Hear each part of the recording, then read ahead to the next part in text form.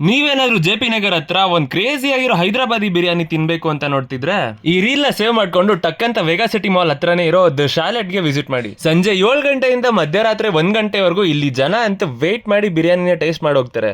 ಇವ್ರ ಮೆನುಲಿರೋ limited item ಆದ್ರೂ ಈ ಹೋಟೆಲ್ಗಿರೋ ಹೈಪ್ ಮಾತ್ರ ಸಿಕ್ಕಾಬಟ್ಟೆ ಇದೆ. ನಾನ್ ವೆಜಿಟೇರಿಯನ್ ಆಗಿರೋದ್ರಿಂದ ನಾನಿಲ್ಲಿ ಟ್ರೈ ಮಾಡಿದ್ದು ಪನೀರ್ ಬಿರಿಯಾನಿ. ಇವಾಗ ಕಮೆಂಟ್ ಸೆಕ್ಷನ್ ಅಲ್ಲಿ ಬಂದು ನೀನ್ ತಿಂದಿದ್ ಬಿರಿಯಾನಿನ ಎಲ್ಲ ಅದ್ ಪಲಾವು ಅಂದ್ರೆ ಏನು ಮಾಡಕ್ಕಾಗಲ್ಲ, ನಮ್ಗಿದೆ ಬಿರಿಯಾನಿ.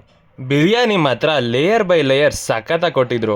ಫಸ್ಟ್ ಲೇಯರ್ ಅಲ್ಲಿ ಫ್ಲೇವರ್ಫುಲ್ ಆಗಿರೋ ರೈಸ್, ನೆಕ್ಸ್ಟ್ ಮ್ಯಾರಿನೇಟ್ ಆಗಿರೋ ಪನ್ನೀರ್, ಅದ್ರ ಕೆಳಗಡೆ ಮಸಾಲ ಇರೋ ರೈಸ್. ಮೇನ್ ಹೈಲೈಟ್ ಅನ್ಸಿದ್ದು ಅಂದ್ರೆ ಮೇಲೆ ಹಾಕಿರೋ ಫ್ರೈಡ್ ಆನಿಯನ್.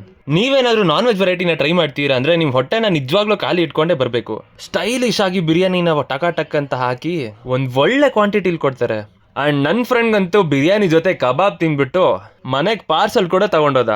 ಸೊ ನಿಮ್ಗೆ ಏನಾದ್ರೂ ಮಿಡ್ ನೈಟ್ ಅಲ್ಲಿ ಒಂದ್ ಒಳ್ಳೆ ಹೈದರಾಬಾದಿ ಬಿರಿಯಾನಿ ತಿನ್ಬೇಕು ಅಂತ ಕ್ರೇವಿಂಗ್ಸ್ ಆದ್ರೆ ವೆಜ್ ಅಂಡ್ ನಾನ್ ವೆಜ್ ಜೊತೆ ಒಂದ್ ಕ್ಯೂಟ್ ಆಂಬಿಯನ್ಸ್ ಇರೋ ಶಾಲೆಟ್ಗೆ ಮಿಸ್ ಮಾಡದೆ ಬನ್ನಿ. ಅಂಡ್ ಇದೇ ತರ ಒಳ್ಳೆ ಒಳ್ಳೆ ಕಾಂಟೆಂಟ್ಸ್ಗೆ ನನ್ನ ಪೇಜ್ ನ ಫಾಲೋ ಮಾಡೋದ್ ಮಾತ್ರ ಮರಿಬೇಡಿ.